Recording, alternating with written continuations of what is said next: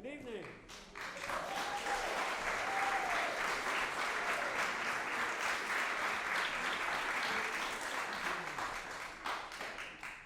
Is this on now? Yes, good. Hi, I'm Jonathan Cooner. Welcome. This is the fifth of our 5-event series in September, featuring Left Coast Chamber Ensemble and Pierrot Lunaire. For those who haven't been at the other ones, we have had piano works, mainly Opus 11. We have had the song cycle, Book of the Hanging Gardens, Opus 15. We have had the string trio, Opus 45. And we have had 2 choral pieces, Friede auf Erden and Dreimal Tausend Jahre. So it's been a nice collection of pieces that we've played and discussed and heard again. Tonight, it will, of course, will be Pierrot Lunaire, and the leader and conductor for this event and the lecturer is Matilda Hofman.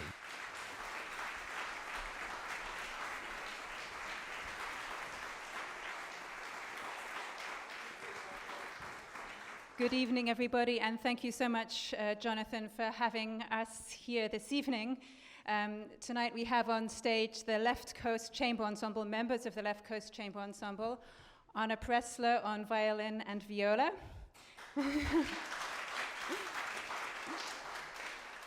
Tanya Tomkins on cello. Eric Zivian on piano. Jerry Simas on clarinet and bass clarinet. Stacey Pelinka on flute and piccolo. And of course, our wonderful Nikki Einfeld doing the Sprechgesang this evening.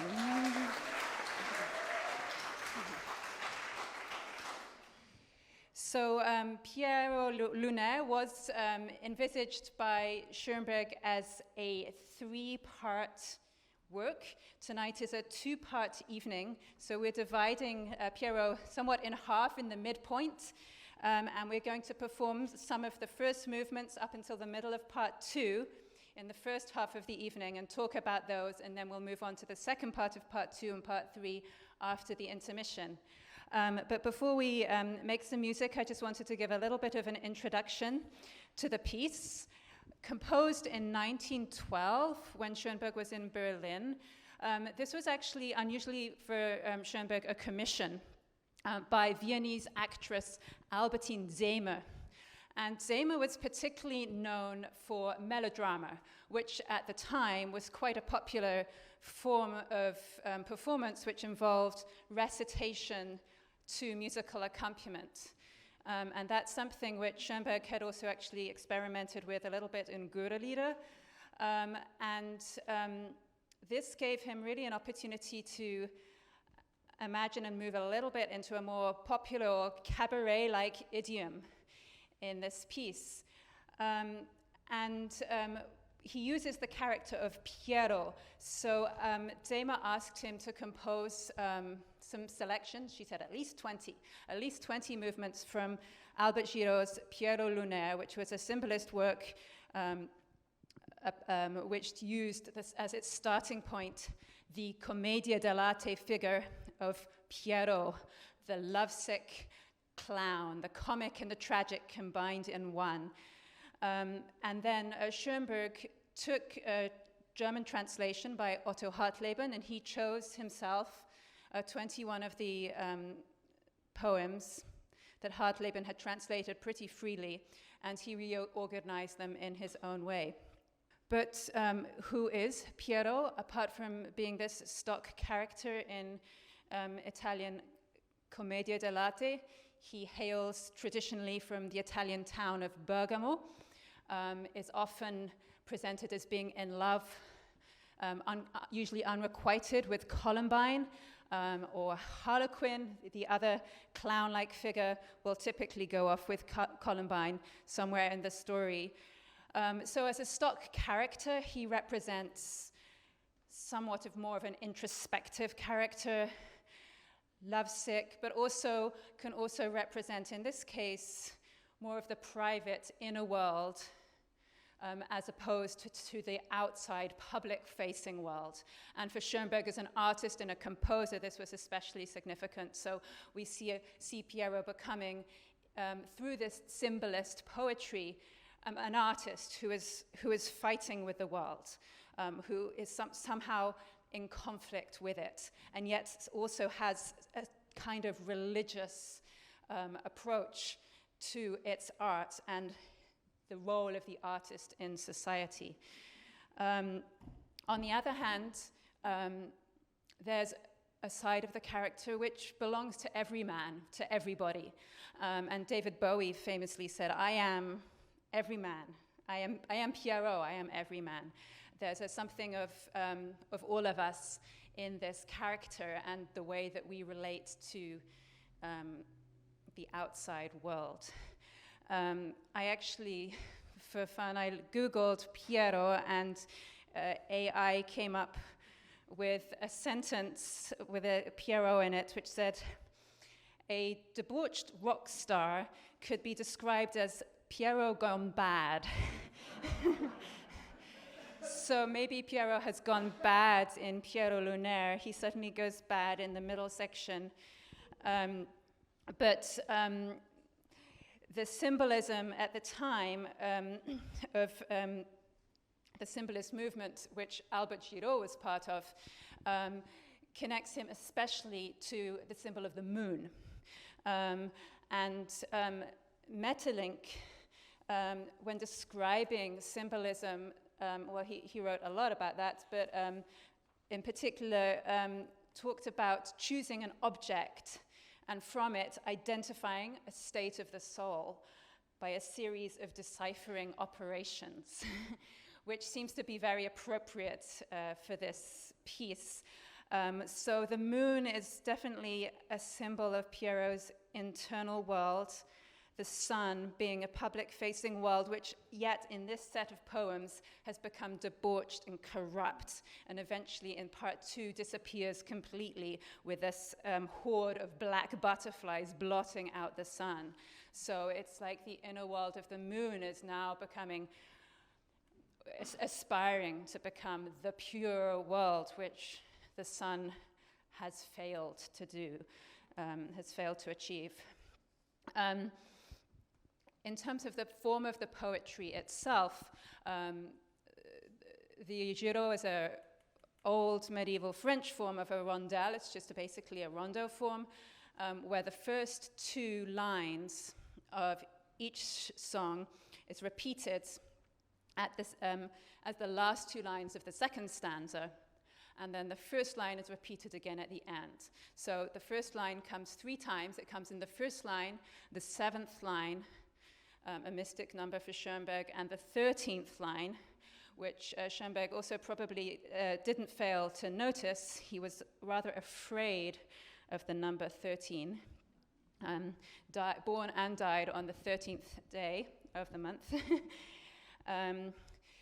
But the cycle itself then has been divided by Schoenberg from 21 songs. He puts on the front page of the score, not 21, but he puts 3 times 7 songs by Albert Giraud. He has chosen this very specific instrumentation. It was originally going to be just for piano and voice, but he gradually managed to include other instruments along the way. But most famously, of course, he experimented with pushing melodrama into something new, into sung speech, or Sprechgesang. So the Sprechstimme, or the speaking role, which Nikki is going to perform tonight, has this very unusual notation where the rhythm is expected to be exactly precise. And the pitch notation is notated precisely, but with a cross through every note. And I will pass on to Nikki. Maybe you want to say a few words about how one interprets this. Absolutely. So the Sprechstimme, I've actually had the privilege of performing Sprechstimme with different composers over the years. And when I started to learn Cabaret, it was apparent to me right away that Sprechstimme in Schoenberg's language was completely different. And in fact, it was different in different places over his compositional life. And in Cabaret, as Matilda pointed out, he does notate actual pitches, a lot of actual pitches, fairly atonal, and in his mind, those pitches are important, but they're also crossed out because in his description, Sprechgesang, Sprechstimme, should not call to mind singing at all. And so when you read that and you think of pitches and you think of being able to speak, but also speak in a way that allows you to sing pitches, what I decided was the way, because there are so many different ways of interpreting this, and you've probably heard many different recordings where there are different interpretations. What I decided was that this basically notated getting as close to the pitch as possible, especially in certain movements where it seems to fit directly with what the ensemble is doing, but also doing it in such a way that it sounds more like speaking. So I'm going to give you an example of what those differences are so that you can kind of get an example. So if I were just to speak the opening line of the piece, it would sound like this. Den weinenden Mann mit Augenblick. So that's just the first line of the poem. If I were to sing it as a singer, Den weinenden Mann mit Augenblick. So you hear a vibrato, you hear me carrying the line through, and I'm going to do it in Sprechgesang. Den weinenden Mann mit Augenblick. So it's a little spooky, but you can still hear the pitch contour in what I'm doing. And that was the challenge for me, and as you will hear this piece, there's a lot of pitch contour. And in a couple of movements, and hopefully you'll come to me after and you'll go, I know exactly what pitches you sing. But in a couple of movements, he actually asked me to sing specific pitches. And I'm trying to make a point of singing those pitches differently than I will Sprechstimme. So you'll be the judge. Let me know at the end of the evening how many of them book are considered. Thank you, Nikki. And I will say this piece comes from Schoenberg's atonal period, but I'm sure you'll hear, harmonies of different kinds emerging in and out of these wonderfully complex textures. And an important element of the whole attitude is also a sense of irony and self-mockery, which threatens to also undermine potentially all of these very strong, sometimes disturbing emotions that come throughout the entire piece. But we have here 8 different instruments, as you saw, that Schoenberg uses to play with, and we're going to start now by performing numbers 1, 4, and 6 from part 1, followed immediately by number 8, which is Nacht, the beginning of part 2, 8 and 9, and then we're going to talk about and go into a little bit of depth exploring those numbers.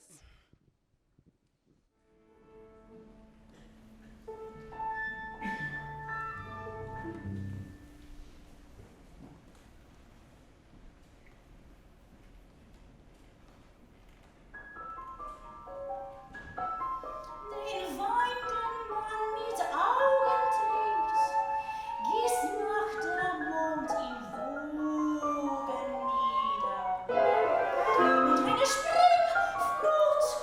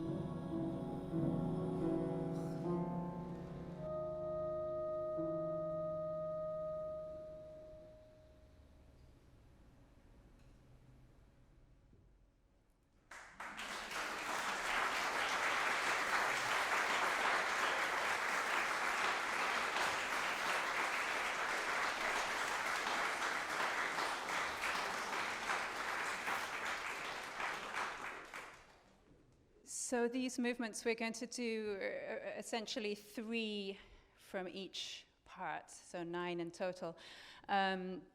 These movements give us a little taste of the sort of mercurial aspects and the constantly shifting sound world that we find ourselves in.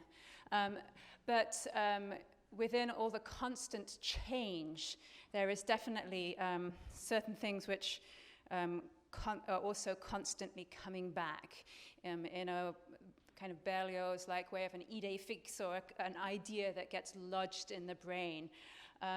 Schoenberg being Schoenberg, it wasn't going to stay the same the whole time, but was going to constantly develop in a kind of developing variation. But the main motif that we hear throughout the entire cycle represents this moonbeam that we hear right at the beginning. And there are two elements to that. There's the most audible part in the piano.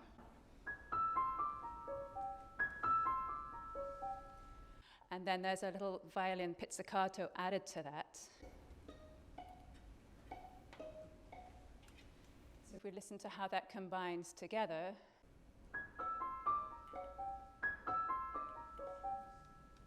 the little three-note motif is also something that bum, bum, bum is something that's constantly returning that we can listen out for.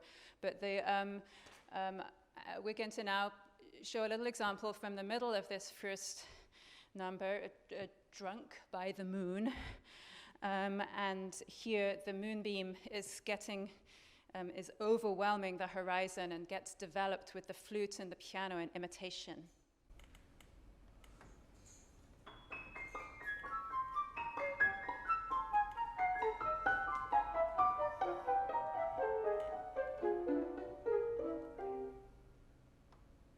So here we have the scene setting, and as we can hear that Schoenberg, although he sometimes resisted the idea of tone painting, it is very much alive in this piece. He asks the performers specifically not to be driven by the interpretation of the words, but the interpretation of the music, or the understanding of the music. And the music, he admits, has word painting in it, but only as much as the composer intends.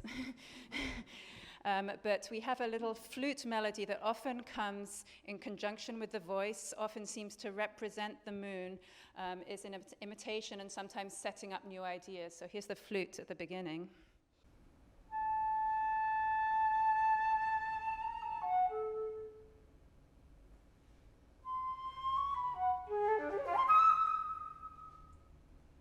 So let's hear the beginning again, where we have the wine, which is drunk through the eyes and flows down nightly from the moon in torrents, and a spring tide overwhelms the silent horizon. And at the silent horizon at the end, we hear this bum, bum, bum again. We have the poet in the classical tradition imbibing a drink in order to be inspired. And to poetry here, Pierrot is drinking the moonbeam through his eyes. Den Wein, den man mit Augen trinkt, gießt noch der Mond im Wogen. Eine Springflut überschwingt die Stirn, Horizont. So as yet, the cello has not performed, or the clarinet for that matter, but the cello appears in the end, in the third verse of this first piece as the poet, on the word der Dichter, and the cello seems to take on that role throughout the whole cycle. So when you hear these very intense lyrical melodies that Tanya's playing, that's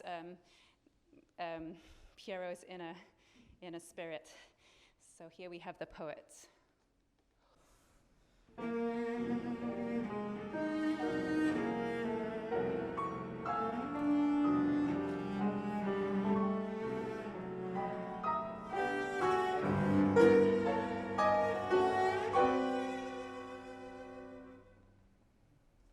So, in the spirit of Schoenberg giving pieces more than one hearing, and in the spirit of this series, we're going to perform each of these movements again so that you can hear it now in the context of what we've just been exploring. So here is Mondestrunken.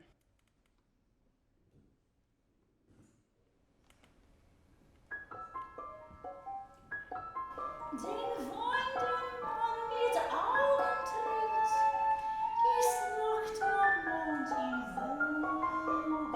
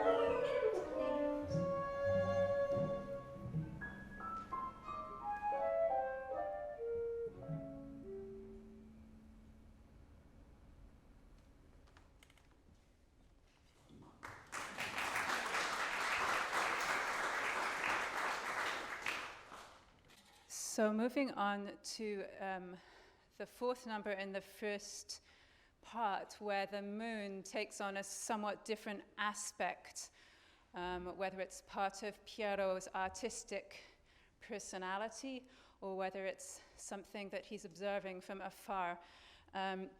This one, The Pale Washerwoman, is rather more objective, and in order to create this very pale color of the moonlight, Schoenberg uses a very special technique called Klang, Farben, Melodier, in the German enjoyment of stringing many words together.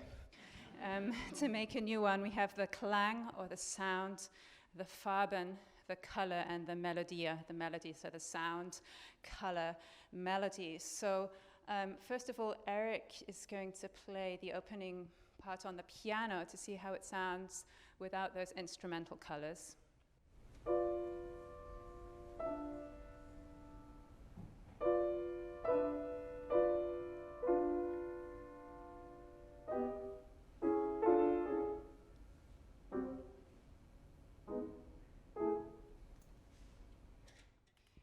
Now let's see how Schoenberg orchestrated that.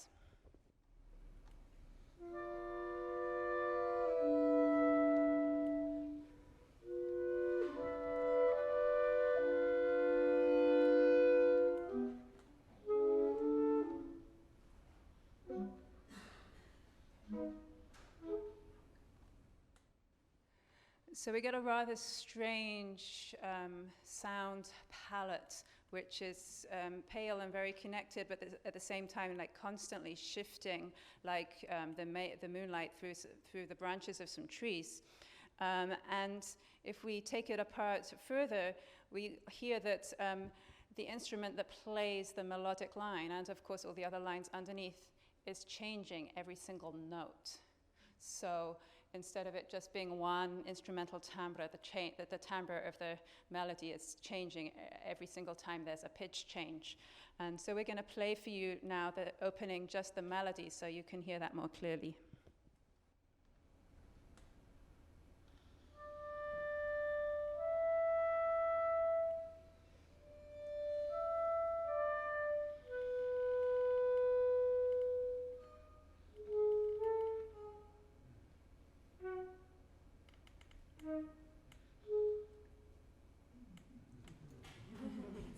Isn't it?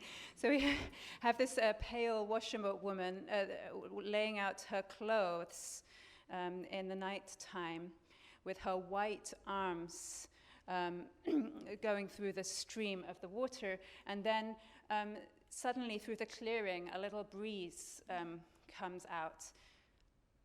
Eine blasse Wäscherin, a white, pale laundry maid. And then we start to realize throughout the poem who the pale laundry maid is. It's the moon. But here we have the breeze coming through. Let's hear how, first of all, just with the instruments, we get the word painting with a sudden more activity in the flute, especially.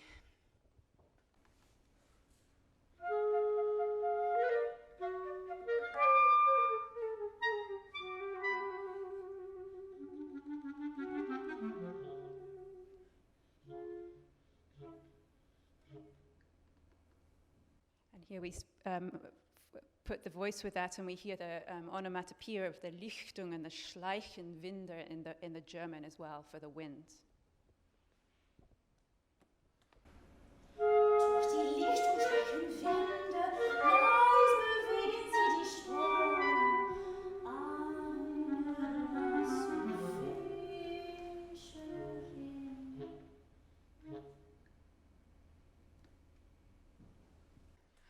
The word painting continues in a very visual way as the Holy Maid of Heaven embraced by the trees. And so we get the vision of looking up to the moon for the first time, and at the same time the pale colors of the instruments rise up to the top and down again.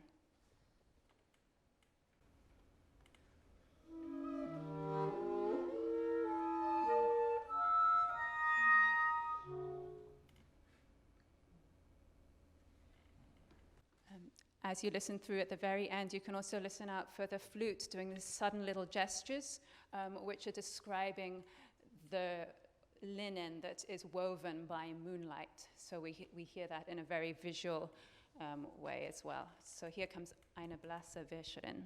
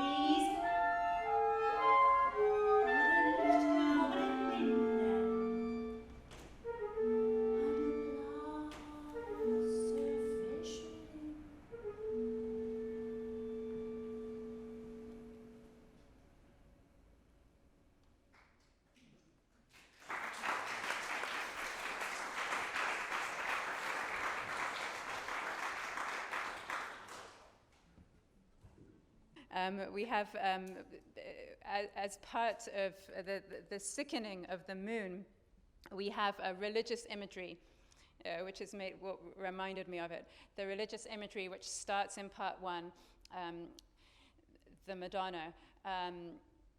Climb, O mother of all sorrows, onto the altar of my verses. We wonder where the moon is in this particular song. Maybe it's the Madonna herself. The text starts to get very dark. Again, we feel Schoenberg as the artist really coming through here. The suffering of the individual, the fight of the individual against society.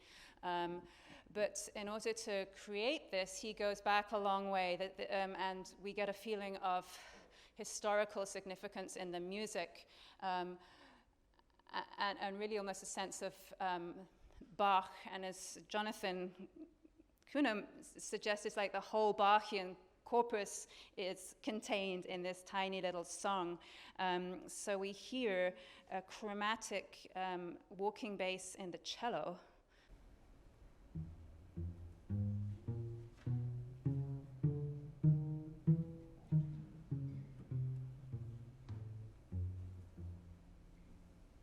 Somewhat trio sonata texture above that, we have a flute and the voice in a duo where the intervals between them sort of tend to go in opposite directions. So we're hearing this chromaticism and tension between all of the voices.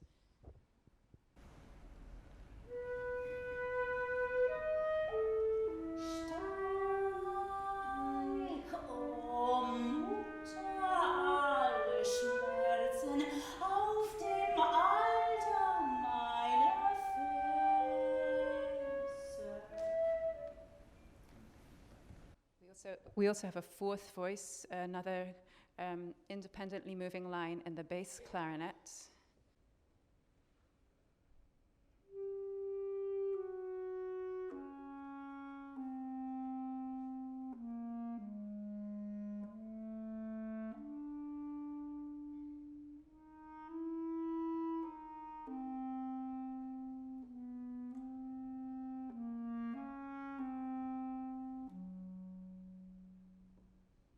So can listen back to a passion or a cantata and feel the chromaticism and the tension between all these different parts, creating a rather complex texture altogether.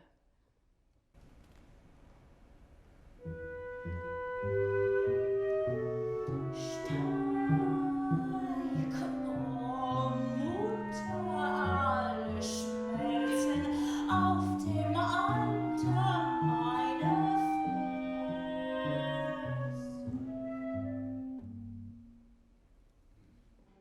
This is, like all the other poems, it has 3 verses, but this particular compositionally, it's divided into 2.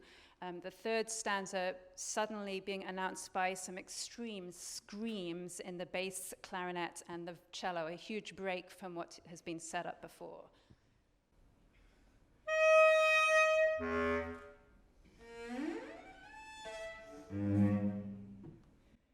And then these huge, so these wide intervals, right, which in themselves create a very expressionistic and over-exaggerated emotional feeling, are used to greater and greater effect towards the end of Madonna, where we've had this rather compact beginning. Everything suddenly expands, and we hear the ba-da-da-dee-da-da-dum. We have that motif distorted with weird pizzicato and bass clarinet, and then on the word mother, we have the piano entering for the first time. So again, mother of all sorrows, that particular line gets a very different interpretation each time it comes through the song.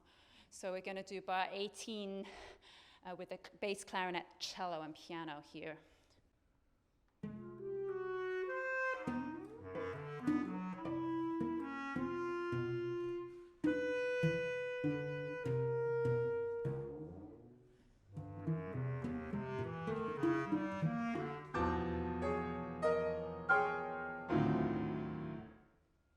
So the text that is underlying here is that the Madonna, has in this song, it's not the son that has the wounds, it's the mother, but now she's showing this rotting corpse to mankind, and mankind turns away and doesn't want to see it. So we see pretty clearly the artist, the individual, being rejected by society, which has become degenerate and not and disinterested in what's important. So here is the whole of Madonna.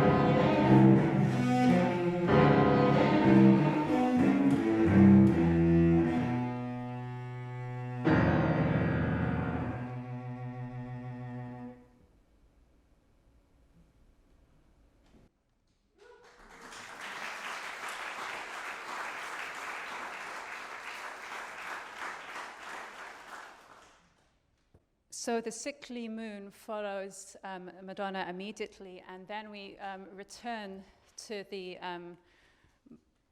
Bach-like references in Nacht, in night, where we hear a passacaglio, or repeating bass line, which comes over and over again in a kind of incessant way, like the descending moths. We have this little motif that comes over and then a descending chromatic line from that, but we hear it first in the piano.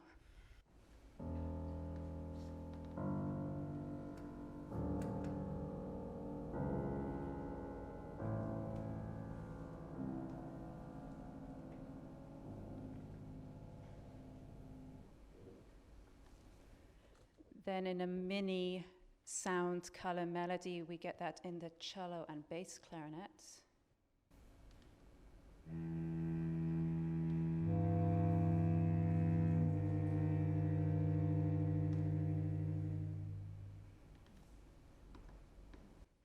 Let's hear all the instruments together from the beginning, from bar 4. So we then hear how this repeating gets piled up each bar.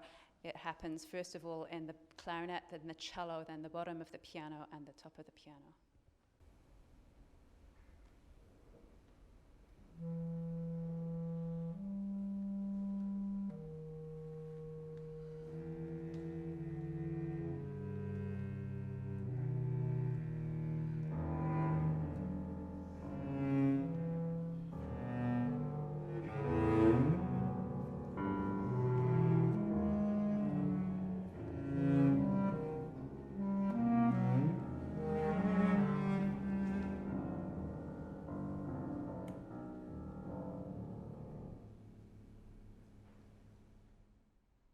So you may have heard at the end of that how there starts to be some more movement. So we have but then it's and so it's developed. It gets faster. It's made into a kind of descending pattern or ascending pattern, and so we hear that as a strange fog descends on everything that is depicted in the piano.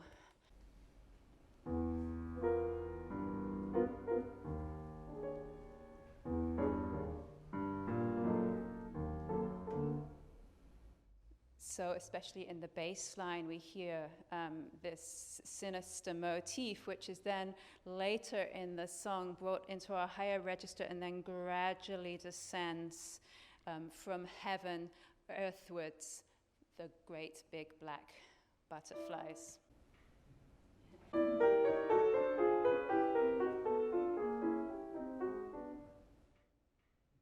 And above this, this texture, we get some shimmering in the cello and the bass clarinet. So let's hear everybody at bar 14, where that Passacaglia motif is overwhelmed by the noise above as all of the sun's rays are blotted out.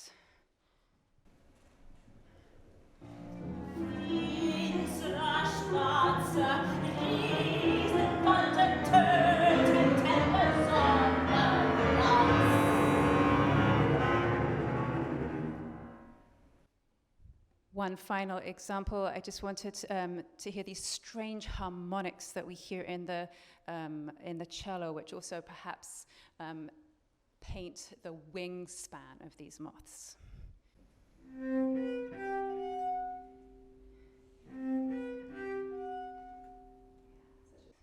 Unusual sound. So here we have Nacht, Passacaglia.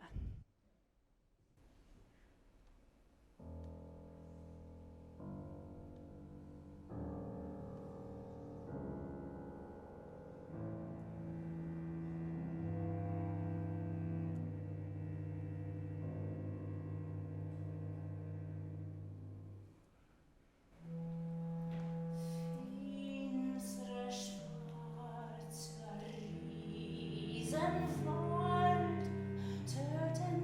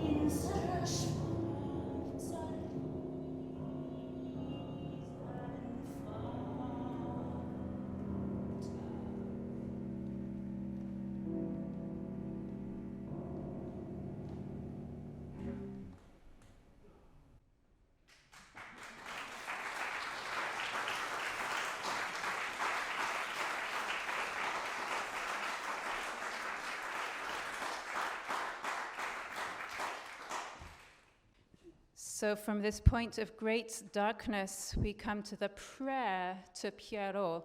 It's not clear who is saying the prayer, maybe the public at large. But it's a very mercurial, suddenly changing atmosphere. This is number 9 in the cycle. It's actually the first song that Schoenberg composed, however, and it only has 2 instruments, just the piano and the clarinet. So at this point, Schoenberg hadn't even envisaged adding the other instruments. Pierrot, my laughter I've lost. So it's the darkest moment, but yet at the same time it's the one with perhaps the most irony and self-mockery in the text. So we hear this strange shifting characters at the beginning in the piano and the clarinet.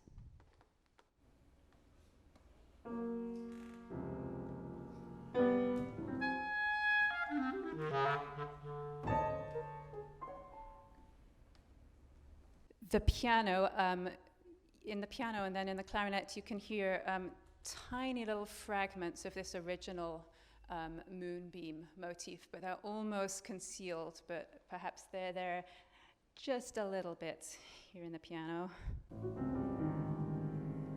They're playing some of it on top of each other, and then an unraveling in the clarinet.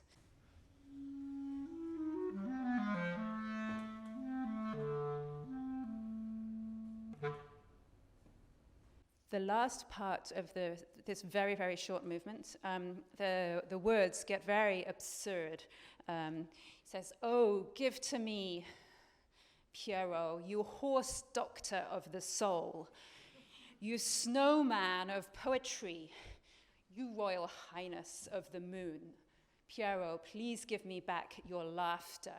So we hear all these strange ideas suddenly popping out in this very exaggerated vocal line. So we're going to do bar 13. Oh, give me a vida rosa sensibile, sleeping doch not vom Monde. Pierrot, mein Lachen.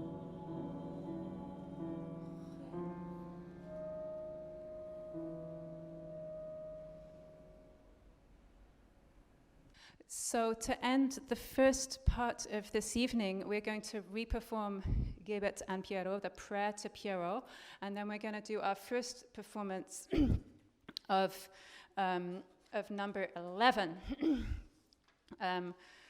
the Rote Messe, the Red Mass, which comes, the Pierrot celebrating this bloody mass, which comes at the centerpiece and maybe the most gory moment of the entire cycle. And then after the break, we'll take that one apart a little bit. So here comes the prayer to Pierrot and then the mass.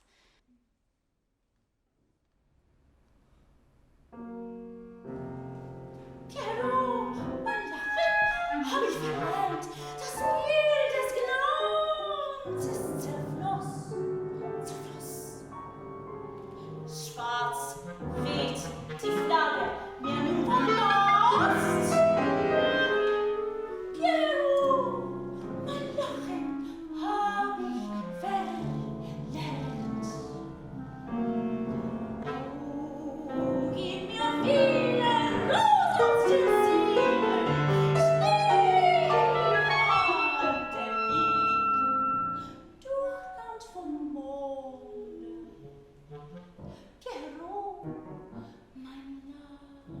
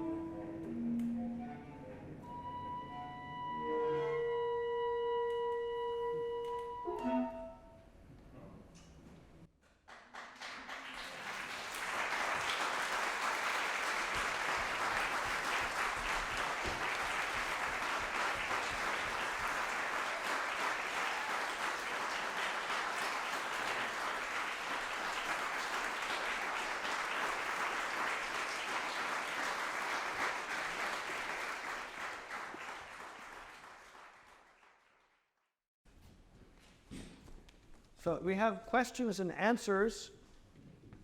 And I'll let Matilda take the mic, and I will yell out the questions in no particular order. Horse doctor of the soul? That's the question. What on earth? Why horse doctor of the soul? Well, yes. I guess I have the same question. Other than a certain surreal affect. I think that's something that was possibly part of the German and not from the original French version. There were a lot of changes that Otto Hartleben made. But I think the whole idea is just to make fun of his. Schoenberg was his whole life was dedicated to this very serious endeavor that he had of taking German music to the next inevitable place that it had to be taken. And he regarded that he was the one, since no one else was going to do that job, he had to do it. But at the same time, of course, he had moments of self-doubt, which were exacerbated by the extreme pushback that he received from especially the Viennese audience, but to the general public at large, to many of his pieces, not to Pierrot Lunaire, which was actually a big success right from the start. But maybe he sees himself as the artist fighting against society and doing what he needs to do for his religious quest. But at the same time, he's able to take a distance from it and make fun of himself, which is this sort of double-sided aspect that I think Pierrot has about it, which makes it particularly interesting. Good. Next question, which may be more for Wiki than for us, certainly not for me. Didn't Kandinsky do artwork for the premiere? Yeah. Now, I didn't know that there was any artwork involved because it was a costume made up a reciter, and the orchestra was behind the curtain. Does that upward? Yeah, I mean, Kandinsky, there's obviously a very strong, close connection between Kandinsky and Schoenberg that is, Schoenberg's Herzgewische was performed in this the Blue Rider group that Kandinsky was part of, and that Schoenberg was also invited into. He was also an amateur artist. So that his art was definitely part of what drew him into that circle. But for Pierrot Lunaire, yes, the musicians were behind a curtain, and I was just reading that this was apparently because Albertine Zehmer, the actress, objected to the bald head of the flute player.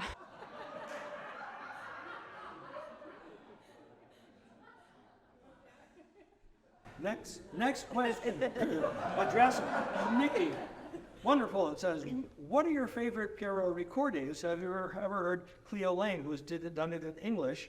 And that, to go on with what you were saying about trying to figure out how to deliver this Sprechstimme, what examples did you find, or what in the literature to guide you? Or did you just say, I think this is how it should be? To address that, I actually went down a fairly substantial rabbit hole in what is Sprechstimme, and how should I do it, and how should I approach it?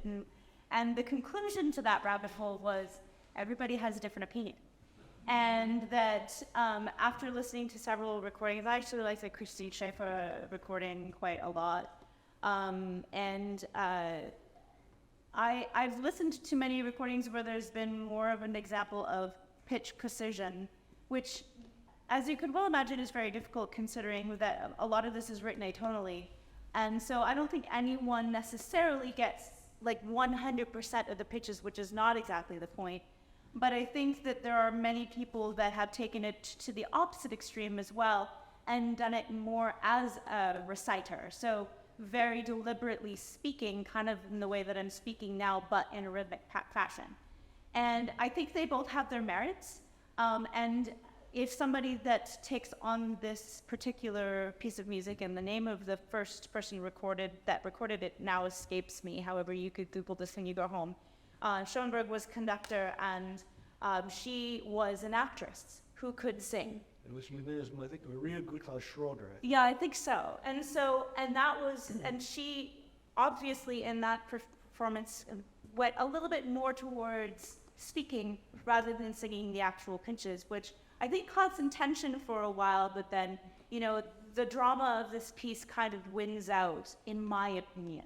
So in those moments where I think it's more important to bring that across, I spend less time concentrating on whether or not I'm accurately straight toning a pitch. Do you know if voice part has ever been taken to performance by a tenor, which is the next question? That I don't know, but it would be interesting and very appropriate as Pierrot, but I have not seen that. Next question. Why does my recording of Pierrot call it Opus 9? That's easy, because they're wrong.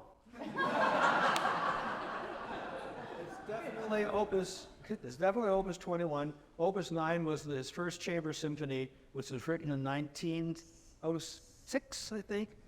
1907. Year, and that was really, he felt, the culmination of his first period assembling all his techniques within the total realm. And that's all the questions that we have on cards. Is anybody wanting to ask a question now, live? I can't see any hands, just too dark.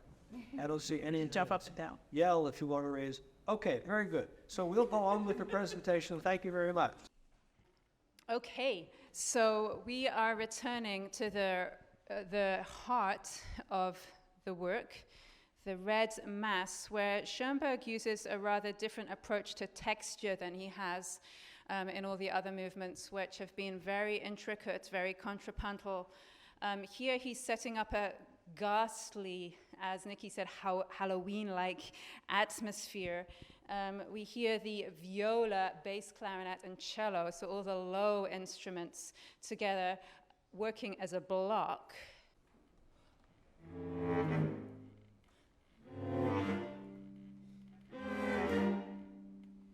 And above that, we have the flickering of the candles for the ghastly communion and the piano, which is the only flicker of moonlight or light we have left at this point.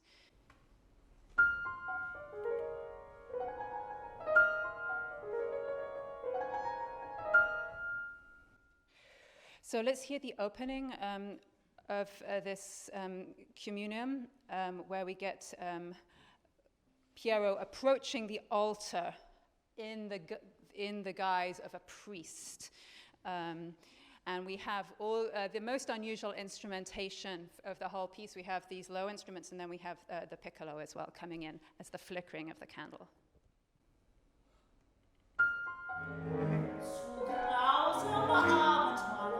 Mein Blicke des Goldes, mein flache Schein kleidet an, naht dem Altar, Pierrot.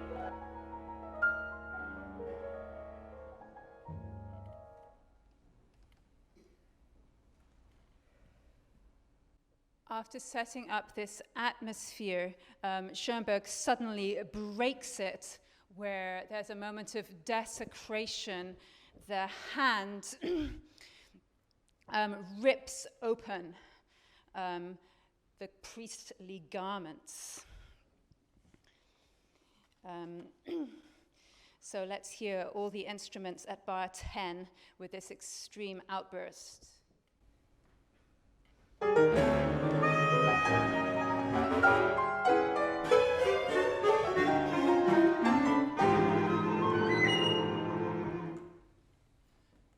And we'll add Nikki to that. You hear this extreme glissando also through her voice.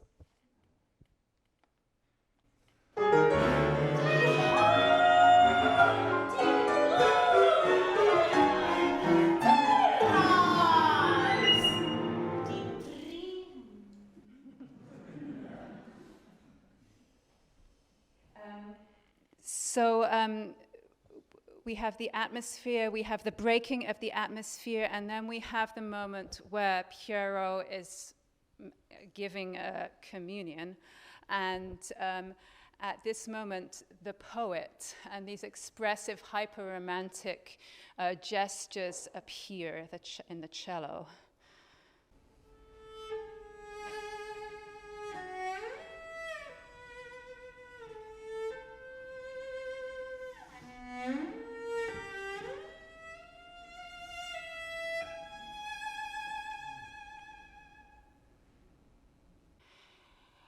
we hear the moon has sunk to the bottom of the piano, but it has made an appearance up below the cello in bar 21 and 20.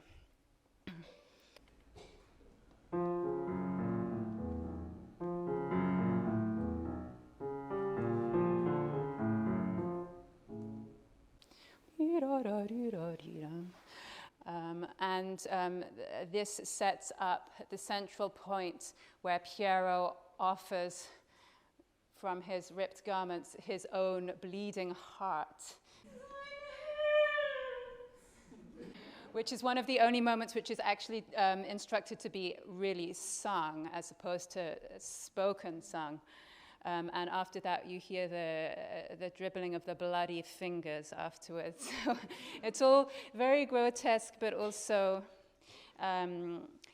metaphorical suffering of the rejected artist that we have already just mocked a couple of movements before.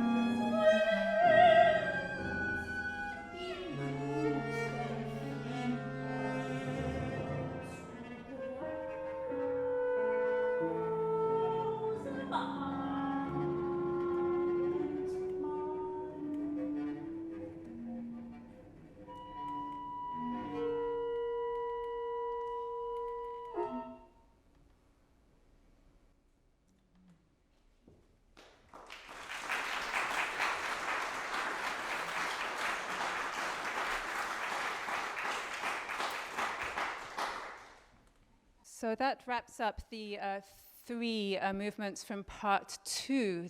And moving into part 3, we move back to a very, very different atmosphere. We start with Heimweh, homesickness. And the artist is now, Pierrot is looking back to his homeland, Bergamo.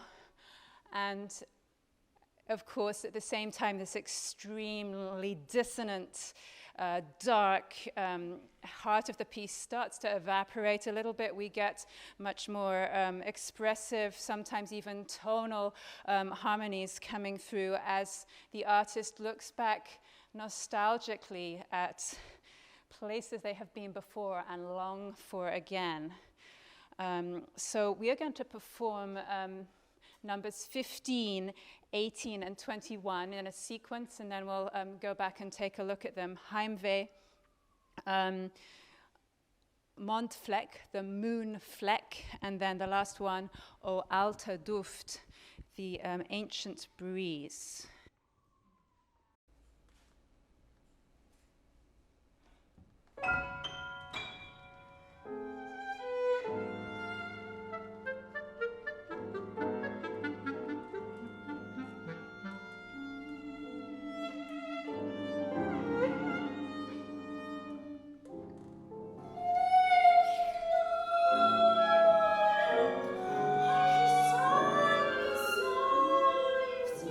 Sie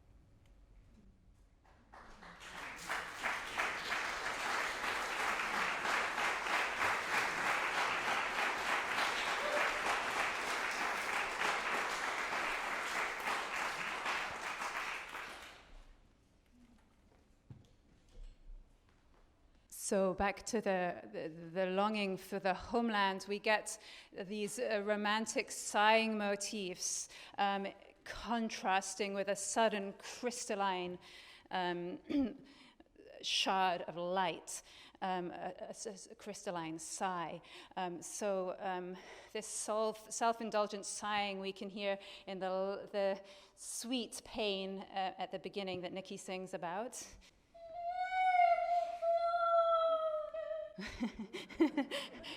Which the violin will joins in with. And this tiram, tiram kind of sighing motif then gets developed in the piano as well.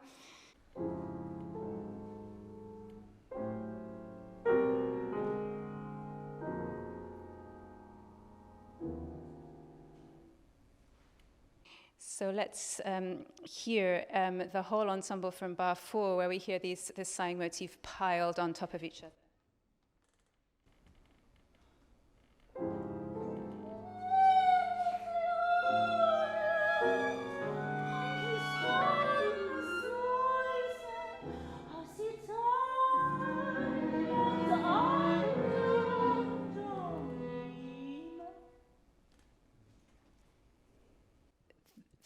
The contrast, the crystalline sigh we hear is a very high in the piano at the very beginning.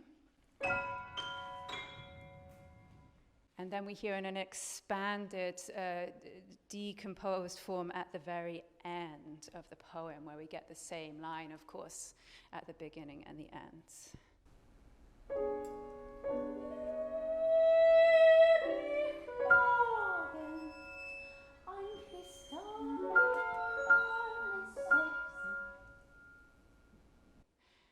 So that's what frames the piece. We get this very over-dramatic middle section where where they're asking why Pierrot has suddenly become so wooden and so modern and sentimental. So we hear Nikki singing about this first.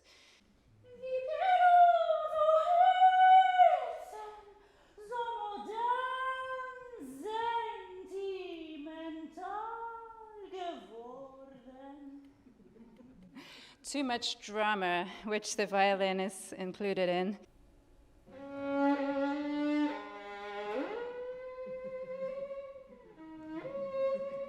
And the clarinet.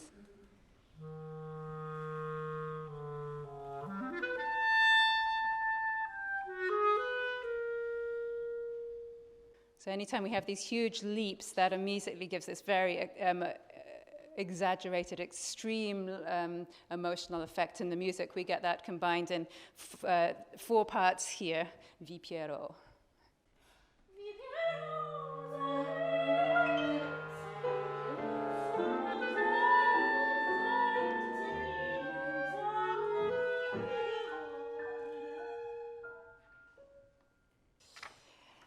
And finally, at the end, we find the vision of the moon again as we're looking longingly towards heaven, and the piano has the sighing gestures going up and up and up.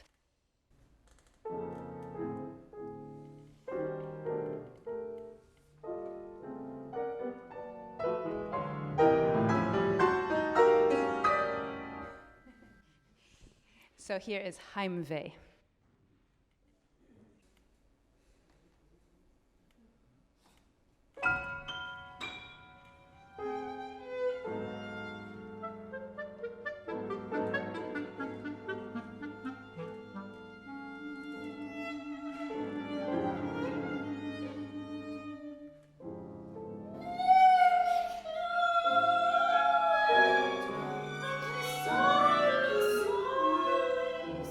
It's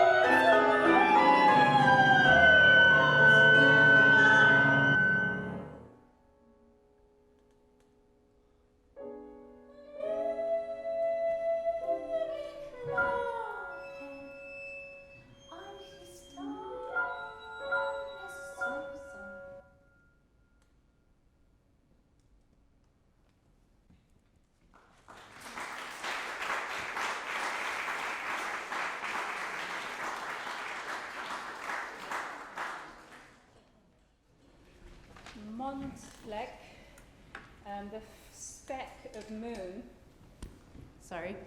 is perhaps the most Schoenbergian of all the movements. It's full of intricate little compositional details. And as Pierrot is going out for a stroll in the evening, he suddenly turns around and notices a speck on his back, and he turns around and he realizes it's a speck of moonlight. He tries to wash it out, spends his whole evening washing it out until morning, doesn't leave until the morning. But this mirror imagery, which we have of Pierrot turning around in the text, is also mirrored in the music to an extreme degree, with lots of different canons and imitations between the different voices. So we have pairs of instruments working together. The strings, the violin and the cello, you hear the violin coming in, and then 3 beats later the cello imitating it. Little bits of moon.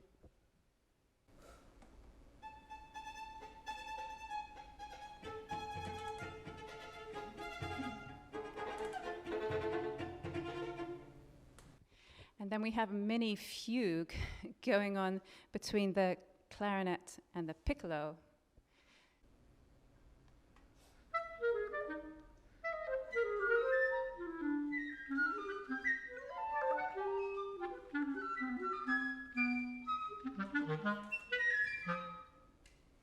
So the most audible sections of that is the bum-ba-da-dee-dum, and which then gets imitated a fifth higher in the piccolo, and then we have dun dun dun. But when we then get to the middle of the movement, everything enters in reverse. But before we get there, actually, I just wanted to show you how the clarinet and the piano parts are related. So we have this bum-ba-da-da-dum, which maybe, Jerry, you can play, and then we hear the slowed down fugue in the piano.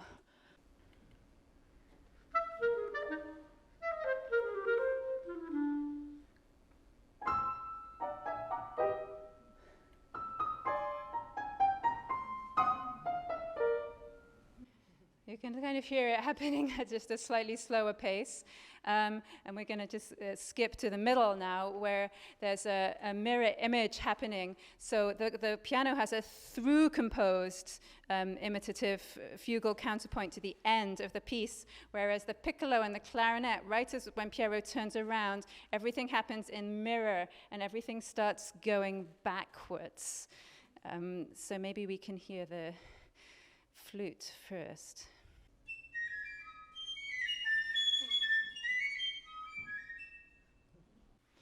So dee-da-dum, that top note is the midpoint, and then every single interval after that is an exact opposite to the beginning of the piece. We hear this in the clarinet as well.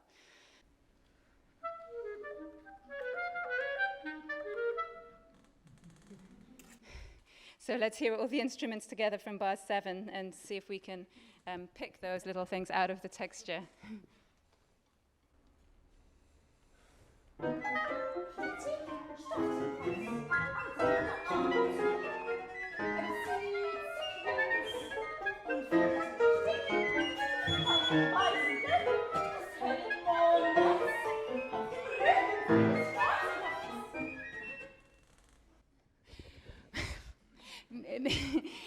There's so much density going on, so one fun way of listening to it is to try and pick some of those out, and another is to just get completely overwhelmed by the whole texture and the nervousness of Pierrot as he's irritated by this speck of moon. And I know that Nikki had some thoughts on that. Well, what's interesting about this piece is if you look at it from the perspective of the artist. So in the first part, you saw the artist trying to find inspiration, perhaps by being intoxicated by the moon, going through this period where maybe stripping away of the artist, no longer want to be the artist, try to lose that identity. And here in this third part, as familiarity comes back, and maybe there's this move to go back to something else. The moon represents the piece of you that always exists, that piece of artist that's never going to go away.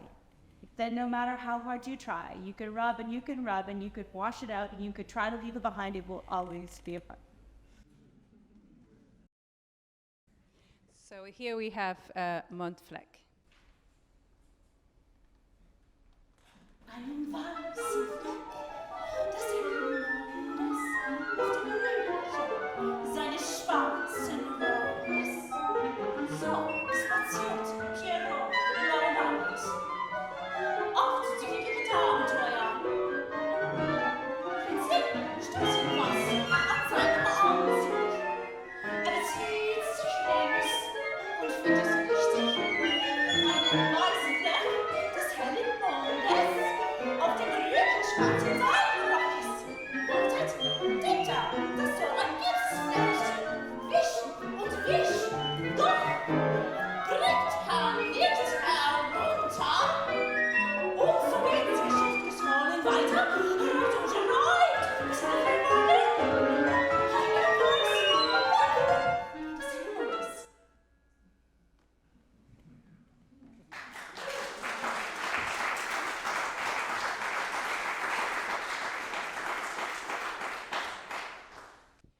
Schoenberg, of course, made many self-portraits, and most of them date from around just before this time, 1910 or so. But one that I always think about when we do Moon-fleck is the one where he's just walking away and you see his back. And again, it's that attitude of the artist. Which way is he facing towards society at large? But an interesting nostalgia for this beautiful tonal music, which the artist in the last poem, describes as something that he hasn't thought about for a very long time, then comes back and permeates his senses like a smell that comes back and reminds him of old days.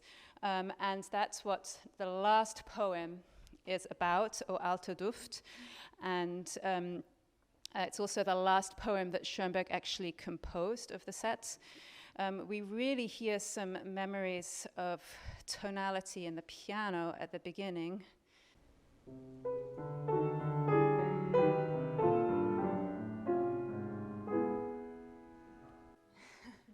A major chord.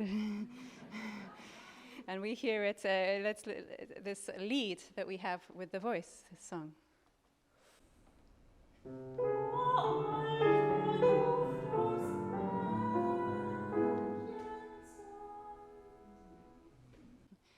And I think Eric found something that reminds this. So Schoenberg really loved Brahms, and this is the intermezzo, Opus 1 and 16, number 6, just the beginning of it. It even happens to be in the same key.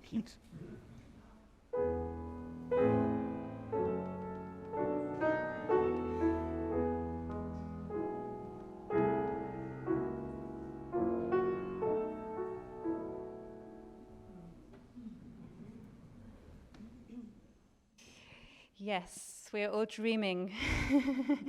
And part of that dream is a memory of the moonbeam also. So Eric's going to play the moonbeam from the very first number and then join it to the memory in the last one.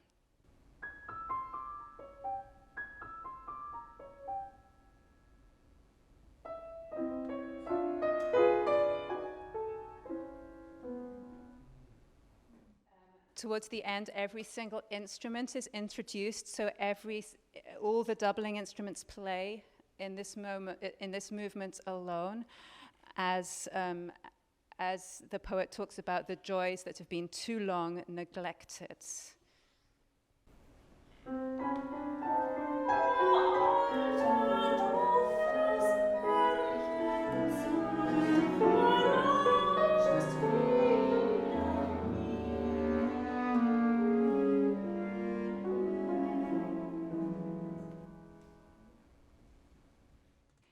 The piccolo gets the last unraveling of the moonbeam.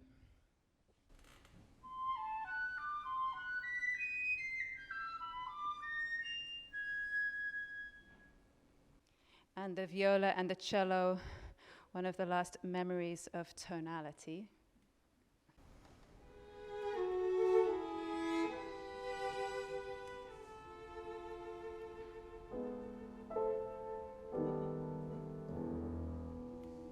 E major, maybe. But the voice gets the last word, or no, a last whisper.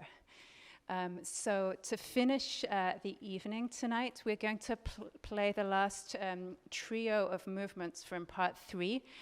You're hearing numbers 19 and 20 for the first time, but they move seamlessly into O Alte Duft, which we just took a look at. Number 19 is a serenade, again, very ironic, where Pierrot is playing on a huge viola, a cello. At night, his patron Cassandra gets pretty irritated by this and comes and complains about this nightly virtuoso. And Pierrot's response is to start playing on his bald head instead. This turns into a barcarolle where we have the moonbeam as the rudder taking Pierrot back to Bergamo, and finally the ancient fragrances that we just heard. So thank you all so much for coming this evening.